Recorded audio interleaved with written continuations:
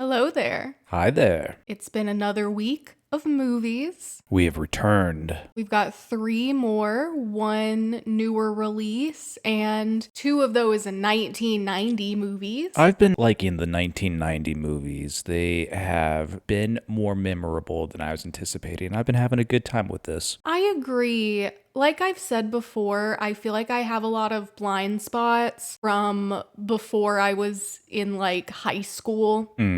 And so getting to go back and watch these movies, I feel like I'm learning a lot about film history and just getting to see a lot of cool movies. I'm really happy that, last week I got to watch To Sleep with Anger. Yeah, it's been great. We'll get to it, but we got to watch some classic Disney, and we found that really enjoyable. So yeah, let's jump on in. Yeah, so let's start with our newer release. We watched The President's Cake. That movie is from Iraq. And this is taking place, I think it's during or immediately after the first Gulf War in the 90s. I think is the kind of time period we're looking at, maybe? Yeah, because what's happening essentially is the people, the citizens, they're not having a good time. Oh no. I think this is a snapshot of what Iraq was like under Saddam's rule. His power had not waned at all. There's still very much a cult of personality around him, and that's kind of driving our story. Yeah, we really see how that fascism is affecting just the everyday person. Right. Our essential, plot driver is Saddam Hussein. It's his birthday. Happy birthday, Saddam. No. And he demands that everyone has to celebrate him on his birthday, even though people don't even really have enough money to feed themselves. So these kids are at school and they're literally being mandated by the government to support this dictator's birthday. Oh, everyone is having to chant, we love you, Saddam, we'll give our souls for you. These little school children, every morning before they start class, are forced to do these really disturbing, it reminded me of the Pledge of Allegiance, honestly, that we had to do every day at school. Yeah, we had to do that every day at school, too. You look back and what was that about? Yeah, it's wild to make kids... do Swear a on this pledge flag, or something like that. They're kids. They don't even really understand what they're saying. It's just all they know. When I was that age, I probably couldn't have told you line by line what the Pledge of Allegiance was supposed to be. Same, yes. And then in the morning, we had to pledge to the Christian flag and the Bible as well. So it was a whole thing. The Christian flag, is that just a big cross? No, it's white, and then there's a patch in the corner that's blue, and then there's a cross on that. Just on the corner? Oh. Yeah. Weird. At least that's the one that we had. I don't know if there's different Christian flags, but that's the one that we had at my school. Fun. But yeah. Wow. Some parallels there, That's got me thinking a lot about indoctrination for and young the kids. Kind of stuff that we would do at school when I was in middle school and such. Because there's very much... Man. I don't think at any time any displays of these school children, especially thinking, why are we doing this? Why are we having to do this? It's all been normalized. Exactly. And the teacher at one point, when one of the kids is kind of trying to get out of the celebration, says, well, this kid didn't go last year and I had to turn him in, and him and his family got flogged. So there's also this intimidation factor if you don't do absolutely everything that this fascist government is asking. Absolutely. This is certainly a dictatorship. I believe the teacher of these school children mentions at one point, I think he says something along the lines of, I'm a soldier. And I wouldn't be surprised. I think it was the Ba'ath Party who was ruling at this time that Saddam was a part of. And they probably have a lot of military figures placed throughout society to kind of maintain control. Yeah, it's interesting how fascist governments really put a focus on controlling the education system, because that's where things start. The education. Interesting.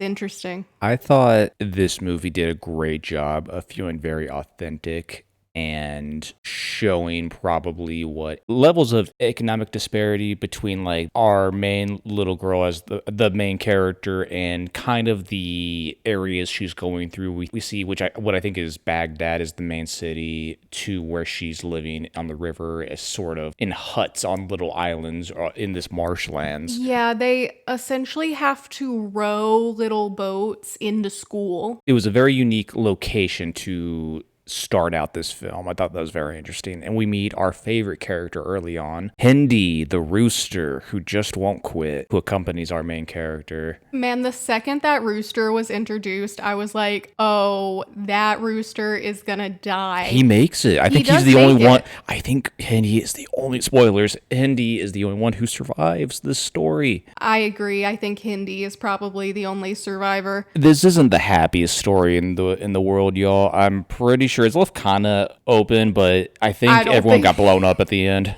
I don't think it was too open, honestly. I think it was pretty clear. Rough. But yeah, this movie, it really is kind of a gut punch because in addition to this whole just umbrella of fascism, Lamia gets picked, essentially. They do a random drawing and she has to bake the cake for it's like Saddam Hussein's birthday. You've been selected to bake a cake for Saddam, but really we're in this rural setting in this school. The soldier teacher eats the cake at the end. Yeah, it's essentially just posturing. It really is. It doesn't matter what the kids have. Like, this little girl lives with her grandmother in a hut. They don't have electricity or running water. Yeah, and then it's pretty clear that food and basic staples, the prices have just been gouged to hell. Very hard to get a hold of. I think she struggles to find sugar and baking powder, especially. Yeah.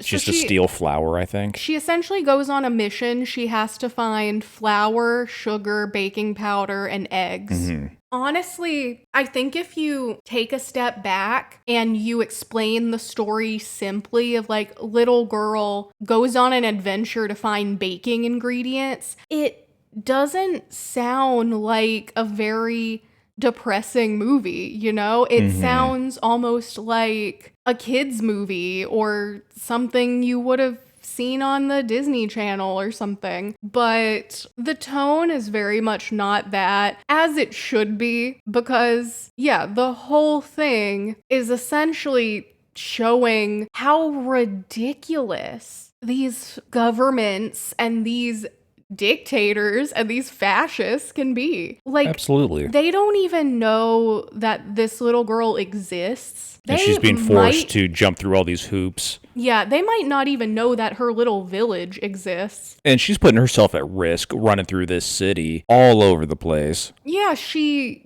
gets arrested, essentially. Yeah. She almost gets taken by a creep. I think she's put in bodily harm multiple times. I liked this movie's portrayal kind of on a baser level of the portrayal of there's a lot of people in almost any setting are either trying to take advantage of you or there are a lot of people just willing to help out of the kind of the goodness of their hearts. There's the one older gentleman who helps find Lamia at the end of the movie. He was helping, I believe it was Beatty, the grandmother. Was that her name? Bibi, yeah. Bibi, who I guess dies off screen. I thought she was gonna pull through, but no. No one has any luck in this movie. Except Handy, I guess. Handy gets taken by the chicken catcher, gets taken to the butcher, but is not butchered. I thought Lamia was going to run up just too late, saying, no, we just cut his head off. Well, because he had a dead chicken in his hand, and it was like, oh no. There he is. But then he was like, oh no, we put him out with the hens. We put him out with the hens. He's having a great time. Yeah, Hindi was unharmed. Yeah, I liked this movie because it was raw and unfiltered and showing a lot of different aspects of this part of the world during this particular time and just how out of control and rough it got. And on the flip side, showed the perseverance of the people in that area and what they had to go through. It was very interesting. Yeah. There's a lot to say about this movie. I think so too. And the directing, the production design, the cinematography. Great shots and everything. This little girl was great running all over Baghdad. I wonder where they filmed this. Do you know? I'm pretty sure was it on location? Filmed this in Iraq. Crazy. Yeah. I really felt like I was in that location, in that time period. Every single design aspect just really came together. It's almost like you were watching a documentary. Honestly, yeah. Yeah, I liked this movie a lot. I'm going to say, let's see. I can't really think of anything too negative about this. It didn't seem too long, or I think it was a little over 2 hours. Very But slightly, I think. I was drawn in the whole time. Yeah. I would give this movie an 85%. Thumbs up, worth the hype. It's, bring your tissues if you need to, yo, and have some snacks to cope through some of the harder parts of this. Well, because for Remember, me y'all, it's not the personally, happiest story. the ending happened and it was like a gut punch for me. And then I felt really silly for being like, wait, why wasn't I expecting something like that to happen? The worst thing that I thought was going to happen to our characters, because there's a lot of awful things happening in the area, in the periphery, but like to our main kids and such. I thought the worst thing that was going to happen was that Hindi the rooster was going to get killed. Right. And yeah, then at the very end, spoilers, they're at school doing the president's birthday party thing. She has her cake. Her friend's mom helped her make the cake. Because she's now an orphan. She is now an orphan, yeah. And I guess she doesn't have to worry about that anymore. Yeah, everything starts exploding around him because I think there are some jets bombing the area. It's the U.S., yeah. Gulf War. The U.S. Bombing this school and killing all of these children. Another message from this movie, really, just how war affected kind of everyone at that society, just kind of from the top down. From you see a lot of people in hospitals and being injured, to food prices, to just the general chaos of the kind of local area, and the government, of course, as well, kind of cracking down. You really just see how much more that affects the average everyday person, because after that explosion happens,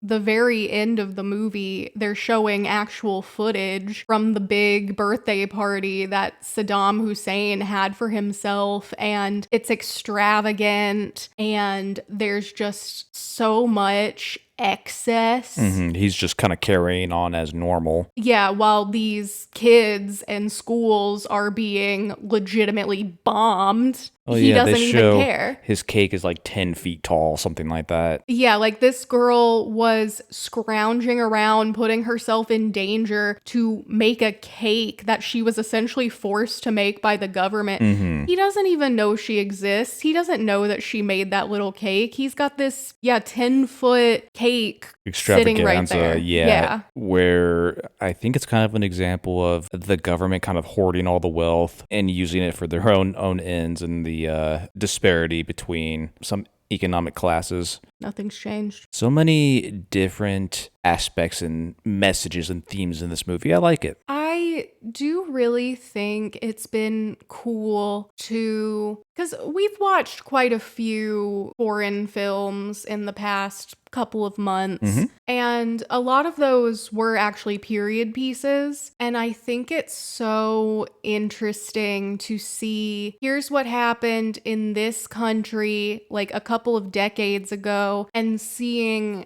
how similar things feel now. Absolutely. Yeah. But yeah, if you're giving this an 85, you know what? I'm going to give it an 85 as well. This movie was really well done. It packed a punch. The kid actors were great. You're rooting for the main characters the whole time. 100%. I loved Hindi the rooster. Star of the show. Definitely lots of ups and downs with this movie, so just kind of know that going in, but definitely give this one a watch. Worth the hype all the way. Yeah, I felt really silly not expecting there to be bloodshed, because I was like, wait, time period, location, like, of course. Yeah, I thought that was all happening in the background. Yeah, exactly. Me too. And on Rotten Tomatoes, this has a 99%. Wow. That's fair, honestly. I understand why people love this. Yeah, it's higher than the score we gave, but I'm not going to say this isn't worth the hype. I'm still going to Not say at this is all. worth the hype. I It's would- a great movie. I would say when my score is lower like that, it's because this movie is like a gut punch at times. You're right. And it's like rewatchability is a factor for me when Same. I'm rating movies like this. Yeah, it's like, do I want to rewatch this movie? No, it's going to really upset me. Absolutely. That's like I'll still score in the upper echelons, Yeah, it was phenomenal. It was great. All right, next up. So next we're going back to the year 1990. We're exploring those films again, and we watch Reversal of Fortune. This is the movie that Jeremy Irons won his Best Lead Actor Oscar for. It was also nominated for Best Director and Best Adapted Screenplay. And this movie is based off of a true story, from what I understand. It is, yes. It's based off of a book, and the book was written by Alan Dershowitz, who... We'll get into Alan Dershowitz. Alan Dershowitz sucks. He's portrayed fine in this movie, but as a person, trash. We learned a little bit more about him and maybe some people he's represented in the past, and by the end of it, my thoughts on who was guilty in this sort of court legal drama had changed dramatically. Yeah, because I'd heard of Alan Dershowitz before. He's kind of in with these government people, and I remember him being portrayed in The People versus O.J. Simpson. Yeah, he was OJ's lawyer. So I knew for a he time, was I one of think. OJ's lawyers on his dream team. Essentially, what happens is Jeremy Irons, he plays a man named Klaus, and he is accused of attempting to murder his wife, Sunny. She is in a coma for the rest of her life, so she wasn't technically killed, but she's in a vegetative state. The movie starts out, Sonny's played by Glenn Close, and it's Glenn Close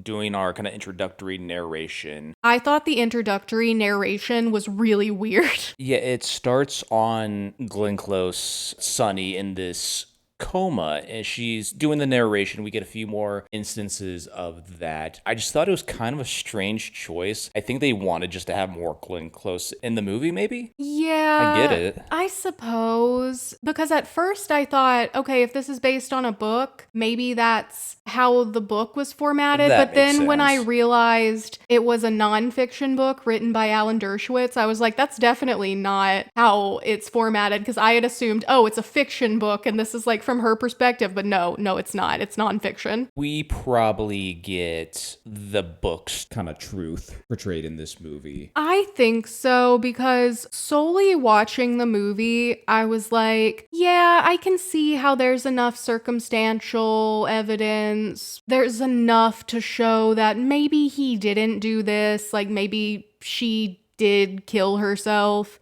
Yes, the whole gist of the movie is Alan Dershowitz is trying to figure out, he's defending Klaus Jeremy Irons, trying to prove that when Jeremy Irons was convicted of trying to kill his wife. Yeah, the he's case essentially was- the appeal lawyer. Yes, they're setting up the appeal for, I think, like the Supreme Court or something like that. Like The state Supreme Court. I think they're in like what, Rhode Island. By the end of the movie, I was like, okay, there's a good chance he probably didn't do it. And then I went to Alan Dershowitz's Wikipedia page. I went, oh no. He has represented, as we mentioned, O.J. Simpson, Harvey Weinstein, Donald Trump, Jeffrey Epstein. Alan Dershowitz is the lawyer that you get if you're guilty. So now I 100% think, in my opinion, that guy did it. Right. See, I was thinking that there was going to be some twist at the end proving definitively that he did not do it. They leave it a little bit more open-ended. They think mostly kind of prove that the case brought against him was bad. Yeah, I will say the case that was brought against him, there was definitely not enough evidence to prove it beyond a reasonable doubt.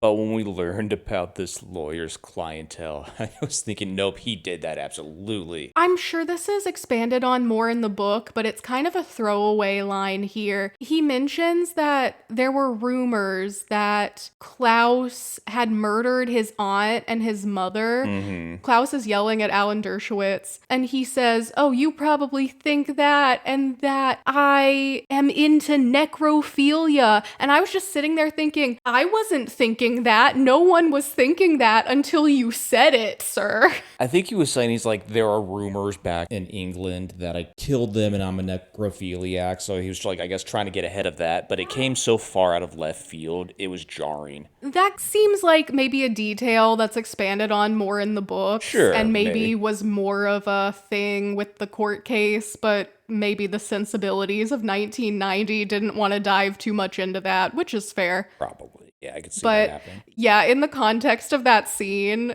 it felt so out of left field It's that like, I wait, was what? like, okay, so then that is exactly what you're doing. We never touched on it again as well. Yeah. In the movie. I will also say, so like I said, Jeremy Irons won Best Lead Actor. I think by the end of the movie, I was like, okay, I think he was the lead, but so was Alan Dershowitz. They were very much co-leads. I'll note as well, this did seem like a movie or a story where if you see Alan Dershowitz as one of the main characters or leads, he could sort of do no wrong throughout this story. Oh, You noticed that? 100%. Yeah, because Alan Dershowitz is, in my opinion, a terrible dude, but he's portrayed pretty well in this movie. Right. It makes sense. He wrote the book. I wouldn't be shocked if he had something to do with this movie. He's still alive. So it's kind of like how I feel anytime there's a biopic made about someone who is still alive and it just feels a bit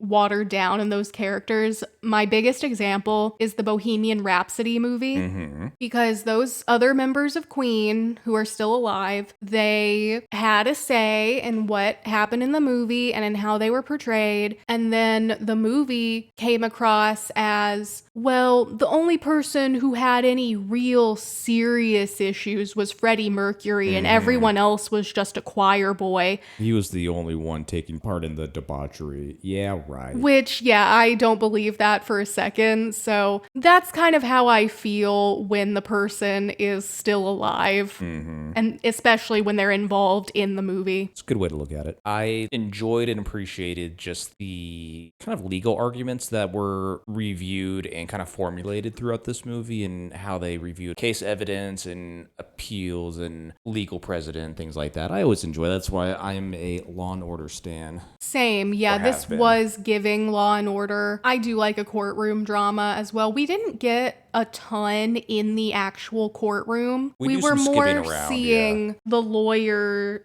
and he was a professor, so it was like he was having his students help him out. So we were really just seeing them collect evidence and piece everything together. I do think the editing and the pacing was weird sometimes. Yeah, I get that. Because it felt like we didn't really have a pure central focus. Like I said earlier, I thought it was really weird that we opened with the Glenn Close narration. Yeah. And we also ended with it. Maybe that was because they were trying to throw some respect on the victim, I guess so. because she's not portrayed very well here. No. At first, it seems like Sunny is just a normal sort of housewife being targeted by her husband, but throughout the movie, we all hear of Klaus's account of how terrible she was. So I'm wondering also, do we have some unreliable narration yeah. going on as well? Because it's very much portrayed she had a drug problem. I think the movie was getting at she killed herself and she was always attempting to kill herself, Yes. because they mention that she's, like hypoglycemic. I think so. So Her diet seems terrible. She smokes 3 packs of cigarettes a day. That'll do it alone. she'll sit down and she'll only eat sweets. And I'm like, why would this woman only eat sweets if she has that specific condition? It doesn't seem like when she's eating, it's an addictive thing. I think she was doing it specifically because she was trying to kill herself, at least in the context of the movie. That's what I think they were portraying. And also, I think that some of the things she was choosing to eat is sort of her indulging, trying to get some joy in her life, because she is essentially estranged from her husband. She knows he has mistresses he's running around with. They don't really love each other. Or they don't have a good marriage at all. Well, see, I think that they do love each other. Oh, really? Because he says that he loves her, but then he's like, and I also love this woman, and I also love Christine Baranski, which so do I. But Oh, yeah, she's one of his girlfriends. and I think that's maybe his quote unquote issue that they were portraying. He's a sociopath. Yeah, or maybe he has like a sex and love addiction He or kept something. on reminding me of Norman Bates from Bates Motel. That's fair. But what seemed to be the breaking point for Glenn Close here was she found his love letters to his one of his mistresses, like movie star, TV star mistress. Because I think what their arrangement was you can see sex workers, but no one in our inner circle. Yeah, they're and it like can't be socialites. feelings. Yeah. Yeah, and so when she found those love letters, she essentially had a breakdown, and I think that's when it was all she ate was a sundae, and she was taking all these pills and drinking a ton. I really do think the movie was trying to say that is what broke her and caused her to kill herself. Sure. Even though in real life, after seeing Alan Dershowitz's client list, I was a little bit more suspicious, huh? that man might have had more to do with it than the movie portrayed. They did note that Sonny was the one who had the money in the marriage, and I'm assuming that Klaus took over her estate, probably, even though she didn't die until like the 2000s or 2010s, something like that. I think when I was reading up on it, what had happened was Sonny's maybe mom or someone disinherited her kid with Klaus because she was taking her dad's side. And he made a deal with her family and maybe her other two kids that was like, okay, we'll put my daughter back in there and I will sign the divorce papers. Oh, okay. At least that's what I got from the Wikipedia page about this. Got it. Interesting. He definitely did that. Yeah. At first, they're trying to portray Sunny's children from her, I think her first marriage or another marriage, as almost sort of the antagonists of the story. It's portrayed they're almost trying to frame Klaus some way because they don't like him, but I think they were so suspicious of his activities. They're like, no, he's definitely trying something. I think they state, and I don't know if this happened in real life, but in the movie, they state that the kids took the insulin syringe and planted it. They, I guess, prove that the insulin and the insulin needle found in this like medicine kit was put there after the fact. I can't recall. Do you remember how did the insulin even get introduced into like this drug bag that Sonny was keeping with her a lot? Weren't they buying the drugs or getting the drugs put on other people's names? I remember at one point they said some of the drugs were under the name of a sex worker. The friend of the son, the guy from Succession, was getting some of those drugs as well. I think he's the one who procured the bag with the insulin, but I might be wrong on that.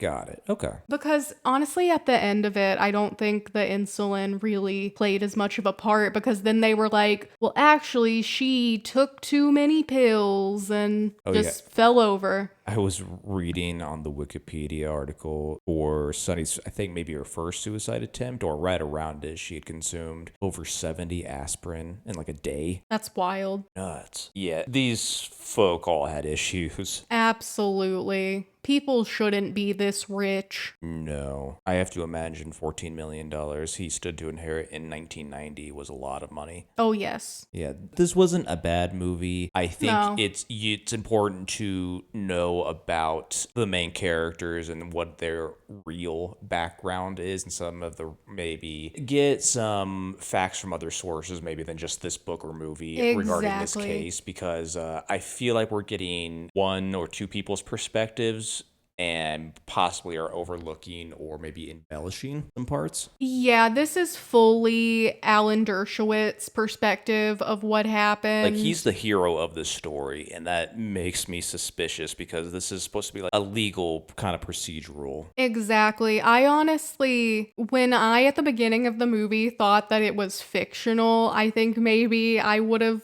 liked it more if this were just fictional. Oh, that would have been just fine. But yeah, definitely don't take this movie as the gospel truth of what happened. Oh, you know what bugs me even more? Remember in the early part of the movie, Dershowitz is trying to basically put himself up on a pedestal when he's saying, I'm a professor for my job, so I get my money from that, so I can choose what cases I want to work on as a lawyer. Yeah. And I think the movie was trying to show his, I guess, humility and striving to take on really important cases for good causes.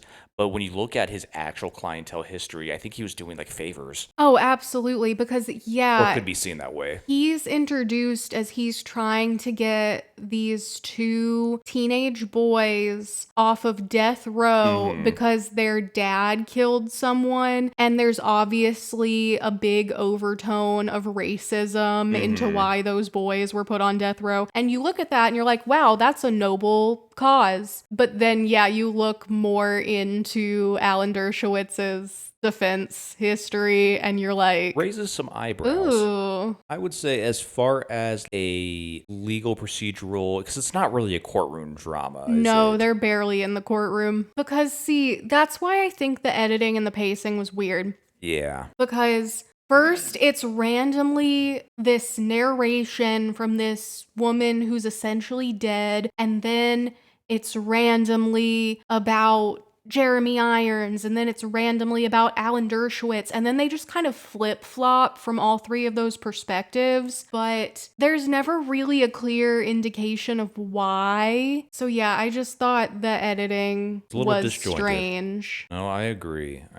Maybe it would have been more successful if they had just picked one perspective and stuck with it, or maybe that would have been boring. I don't know. This movie wasn't boring. No. It had me wondering and theorizing throughout. It made me want to read up about the actual thing afterwards. Unfortunately, this movie is its own worst enemy, though. Once you have finished the movie and want to learn more about these real events, it almost kind of then ruins the movie, because I am now wondering, why are they trying to whitewash some certain things? I agree. And it makes me suspicious. Like, does that make the movie bad, though? I guess not, if you not. just want to look at the movie as its own particular thing. Consider our own biases. Let's see. I'm just going to go safe score. I'm going to give this a 75. I'm going to give it a 70. I think Jeremy Irons gave a fantastic performance. He won an Oscar. Deserved that Oscar. I thought was going to be revealed as like a serial killer at the end or something. He plays like a sociopath very well. This would have felt like a Lifetime movie if his rich performance hadn't been so layered. Yes. I guess I should say he plays a rich snob very well who's out of touch. And on Rotten Tomatoes, this movie has a 92%. Ooh. That's too high. I feel like most folks don't follow up. You gotta do your research on this one, y'all. Yeah, not worth the hype for a 92%. No way. This movie, I felt very just in the middle on. Agreed. Worth the hype?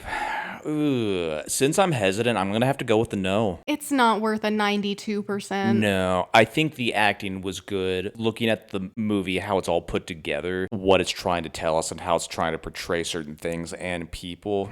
Nah, I gotta say, you could probably skip this one. Yeah. But hey, that's what we're here for. We gotta weed out the bad ones. And this next one, it's one of the gems. One of the best of the decade. One of the best of the decade. We're only in the year 1990. Best of the decade. Well, the final movie we have to talk about, and this is the first animated movie that actually came out in 1990. That classic we've had Disney this year. feel. We watched The Rescuers Down Under. Now, disclaimer, I've never seen The Rescuers. Same.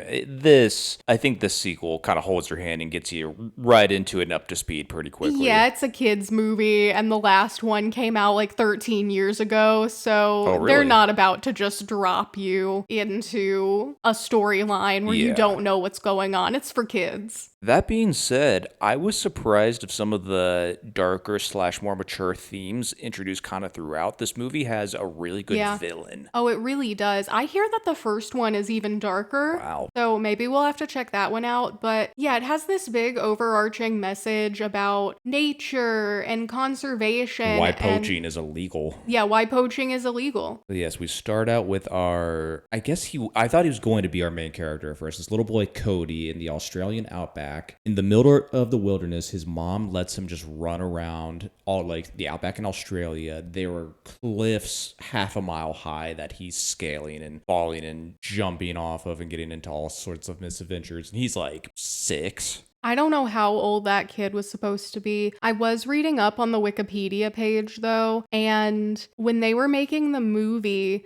they originally wanted Cody to be an indigenous child. Oh, Disney would. And then the head of the studio was like, Yep. nope, he's going to be a blonde white kid. Yep. He didn't even have an Australian accent. No, they didn't try too hard. No. On that. As I mentioned, I thought this animation style is just that kind of quintessential classic Disney. The same line as where I see like The Lion King is one of my favorite kids movies of all time. It's one of those hand-drawn movies. Love it. I wish Disney would go back to a style kind of more akin to that. And I thought even for a kids movie or a movie marketed towards kids, this was just really good overall. I thought people of all ages would really like this. See, I figured you would like it when during that opening scene where there's so many animals and you're starting to get that conservation message, and because you're very into that stuff. They had the big old golden eagle, which I'm pretty sure was just a giant bald eagle that they painted gold on its wings, because golden eagles do not look like that. No. But I think they were marketing this to Americans. Yeah, but, for sure. The eagle was so cute. It didn't speak, though the other animals could speak for some reason. It was kind of inconsistent in some points, but that's fine. It's magical animal friends. Joanna didn't speak either. Joanna didn't speak. Joanna is our main poacher villain's giant lizard pet, and Joanna is a star and a diva, but mostly a star. Mm-hmm. Mm-hmm. I really enjoyed the animal animation here. This is a very well animated movie. Because we had a lot of, I think, attention to detail in, well, this is Australia, so let's showcase this animal and this animal. They meet our two main mice who are going to go rescue Cody they're from the first movie, and their names are Bernard and Miss Bianca. Bianca.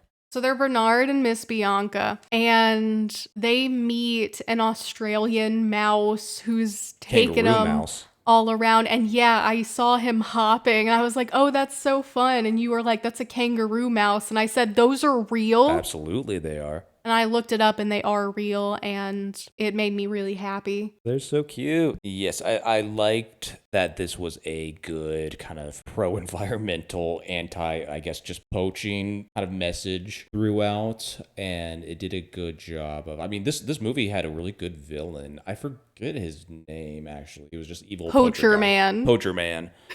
Going around trapping animals and trying to catch the golden eagle. And he finds Cody getting caught in one of his traps, and is trying to basically, it gets pretty dark. He's like thinking of ways to torture the kid to get the information out of him. He's saying, I'm gonna feed you to the crocodiles. He literally tries to kill this kid multiple times, and he keeps pointing guns at him. This movie was not afraid to put children in danger. Have its darker elements, and I think I appreciated it wasn't too hand-holdy, it wasn't too cushiony, not too feel-goody throughout. Yeah, and it wasn't a typical Disney musical. Absolutely. But it still felt like a kid's movie throughout. Yeah. I thought that was it had that classic Disney feel to it still. And the way that Bernard and Miss Bianca get to Australia, they fly on a albatross named Wilbur, who's played by John Candy. Did a fantastic job. They fly from New York, and I guess they stow away on a plane and to get there. But John Candy, I'm just going to call him John Candy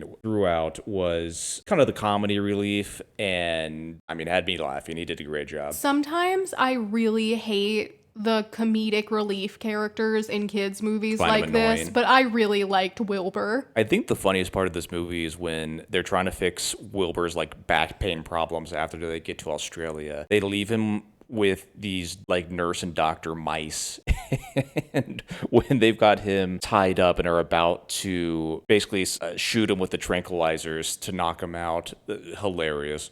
And this movie wasn't too long either. I think it was an hour and 15 minutes. Perfect length. Absolutely. I wish more movies were that length, honestly. I don't have as much patience anymore, y'all. I can't sit for 3 hours.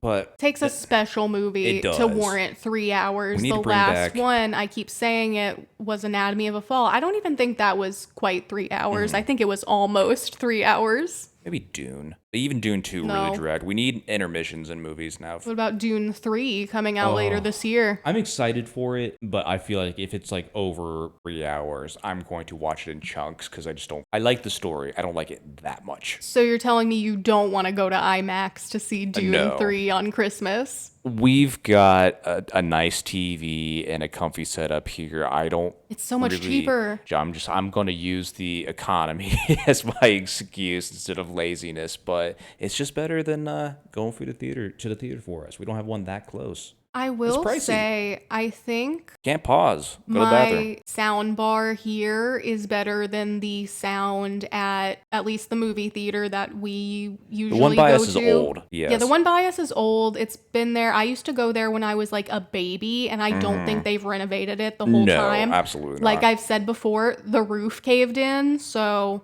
yeah, maybe they fixed that. Part of the entrance got blown out, but even that, I think it's just too pricey. I want snacks and drinks, but I'm not spending like $60 for all that. It is, because if I rent something on VOD at home, it's $20 is honestly on the higher end for what we're usually renting. In total, that's like for the night what we're spending. It's great. Exactly. Whereas if we go to the movie theaters, it's going to be, even if I'm generous and say $20, it's $20 per person. I guess if you have a nice theater by you and it's just like a reasonable price and stuff, or once prices start coming down, and if there's ever like I would always want to go to like a drive-in theater. That's something I've wanted to do. Theater experiences are great. Don't get me wrong. It's hard now, man. I used to have the Regal Movie Pass. Yeah.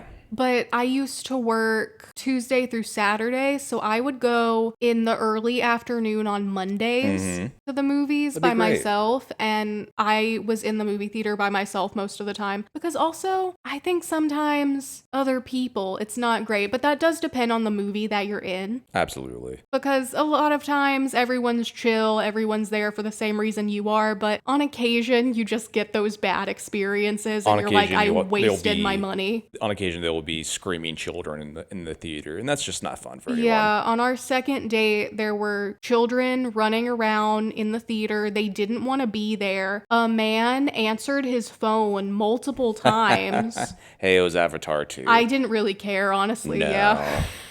No. Anyone interested in the Avatar series, just watch the first one. You're done. I've never seen the first one. I've seen the second and the third one. Oh, and the third one is even less memorable. We've really gotten away from what we were talking about. We were talking about The Rescuers Down Under. It's a good movie. Watch it. Yeah, it is a good movie. It's a good kids movie. I wish I'd seen this as a kid. I never watched these Rescuers movies. You would have loved this as a kid. Oh, absolutely. I think if you're looking for a movie that isn't too dour, it is lighthearted, but not afraid to explore darker themes and motivations. It was, I don't know, it was a breath of fresh air as far as like seeing a kid's movie, you know? I wish more movies nowadays kind of emulated this a little bit. I agree. The villain is just a true villain, is irredeemable. And the animation was really great. Even though Joanna was a villain, the sound effects and when Joanna would like pop out and make all these different faces, hilarious. Favorite character. Justice for Joanna. Justice for Joanna the Lizard. I enjoyed this movie a lot. I think this was probably my favorite of this week. Like I said, I grew up with a lot of these kind of classic Disney animated films, or what I consider to be kind of my generation when I was a kid. The Disney Renaissance, if you will. Renaissance, absolutely. I'm going to give this, be generous, 92. I'm going to give it an 80. 80. You just hate all the animals. You wanted them to be poached, huh? No, I thought it was good. 80 is a good score. I loved in the movie when the poacher's going around to all the caged animals, or they're talking to each other going, yep, you're going to be a pair of shoes. We're going to make you into a purse. Yeah. It was not leaving any gray area for who was in the right and who was in the wrong, and I appreciated that. I did too. It was clear cut, and I think that was important to show in a kid's movie. Yeah, because sometimes kids' movies, they try to do this thing where, oh, the villain can be redeemed and we can forgive them, and in this case, it's like, no. Or maybe sometimes the focuses can be like, I'm going to take, for example, like Zootopia 2 that we watched kind of recently. Sometimes I see in movies, especially like sequels, where they try to keep the kind of gimmick running at the expense of the story. And we haven't seen the original, the first film, but I imagine we get a little bit more of like the mouse United Nations that we get glimpses of throughout. There's this network of talking mice throughout the world who help each other and rescue kids, I guess. Great. And we did not seem to rehash that all too much or make that a big chunk of like kind of re-explaining, which I appreciated. Yeah, it wasn't We got right to treating it. its audience like they're stupid. I think the real villain of this story, Cody's mom, just let him run out Yeah. into the wilderness of Australia, the well-known safe place with the very tame wilderness and creatures. Well, because even before he got caught by the poacher, he was just climbing up this big mountain, big dangerous mountain. He almost fell and died. Yeah, he had to be caught by this giant eagle that he had rescued. Otherwise, he would have fallen to his death. That's in the first 5 minutes. Yeah. And then he never got to see his mom again, at least in the movie. No, I'm I guess after assuming the they fact. took him back to his mom, but we didn't see that reunion. No. We never even saw his mom's face. No, this is very much like a kid's perspective, sort of. Absolutely. It kind of reminded me a little bit of Winnie the Pooh. At first, I was kind of thinking, okay, we're seeing a lot of things and sequences. This is the kid's imagination kind of folding through in. Maybe not. Maybe that's not exactly the direction this story was trying to go. Oh, see, I think this movie was being completely literal. I think so. But yeah, I recommend that one. It was funny and enjoyable. I'd watch the first one even. It has an 85% on Rotten Tomatoes. You know what? Give that one the 99. I think 85% is worth the hype. Absolutely. Absolutely. I would say my favorite movie this week was The President's Cake, but Yes. I would put this in second place. I didn't dislike Reversal of Fortune, but I didn't particularly enjoy it either. I guess that's our week in movie watching. With that, not a bad week. No. It's, like you said, really interesting to go back. And we've just started with 1990, just because you got to start somewhere. And these are movies that won Oscars or were just nominated. No, these are movies that came out in the year 1990 that are certified fresh on That's Rotten right. Tomatoes. That's right. Sorry, I kept thinking it was We're seeing if those Rotten Tomatoes movies scores only. are worth the hype. still worth it. I think, honestly, overall, I think the 90s have been pretty dang good. They really Starting out. have been, yeah. Yeah, I'm excited to when we finish up with the 90s. I want to go through and figure out which one was my favorite. We're going to get to the 2000s. It's going to be such a drop off. That will probably come in like the 2012 really did get us.